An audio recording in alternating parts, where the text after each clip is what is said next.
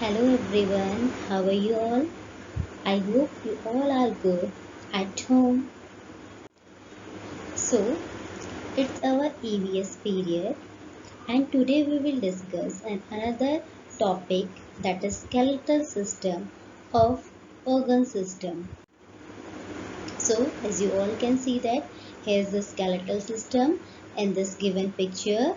Here are the different parts also shown in this picture as skull, shoulder blade, ribs, backbone, hip bone, upper limb, rib cage and lower limb. We will discuss about these all parts today. So, as I have already told you, the parts of the skeletal system are skull, backbone, rib cage, limb, shoulder girdle, and hip girdle. So let's start with the first part, that is skull. The bone structure of our head is known as the skull. It supports our face structure and protect our brain also. And it composed of two parts. The first one is the cranium and the second one is mandible. Cranium has 8 bones and mandible has 14 bones. That means the total number of bones in the skull is 22. And the mandible is the strongest and the longest bone in a skull part.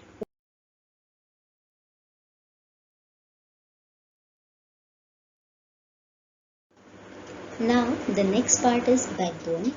Backbone is also known as the spine.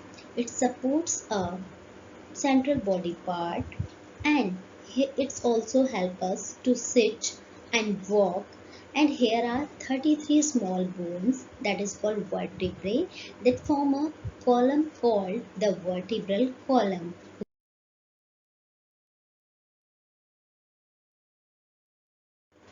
Now rib cage. So rib cage have many different parts like sternum, true ribs, cartilage, false ribs, floating ribs and the spine. So firstly we will discuss about the sternum. So sternum is a flat bone and it's also known as the breastbone. Okay. So the next one is the true ribs. The true ribs are the ribs which are directly connected with the sternum. So from the first to the seventh rib, there are the true ribs. The next one is the false rib. False ribs means which are not connected to the sternum directly. Now, 8th, 9th and 10th are called the false ribs. Now we will discuss about the floating ribs. Floating ribs are also not connected with the sternum, but the difference between the false ribs and the floating ribs is false ribs are connected with the seventh rib, but the floating ribs is not connected with the sternum as well as not connected with any another rib. Now cartilage. Cartilage are the small smooth tissues that protect the long ends of the bones. Now we will discuss about the spine. As we have already discussed about the spine, spine is the support for the central body part. So about the rib cage, it is made up of rib bones which are attached to the sternum in the front and vertebral column in the back. The ribs are the set of 12 pair bones. The most important function of the rib cage is providing protection to the important organs such as the lungs and the heart. Now we will discuss about limbs, that are forelimbs and hind limbs. The arms that are known as the forelimbs and the legs that are known as the hind limbs. Girdles.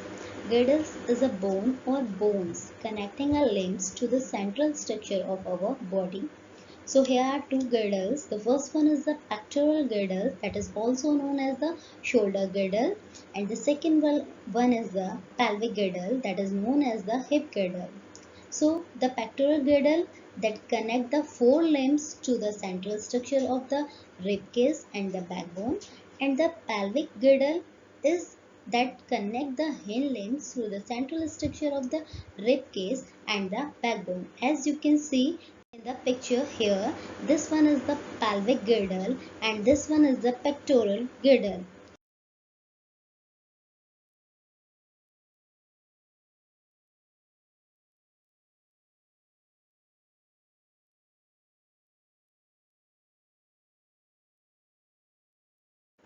So I hope you understand this topic. Thank you everyone.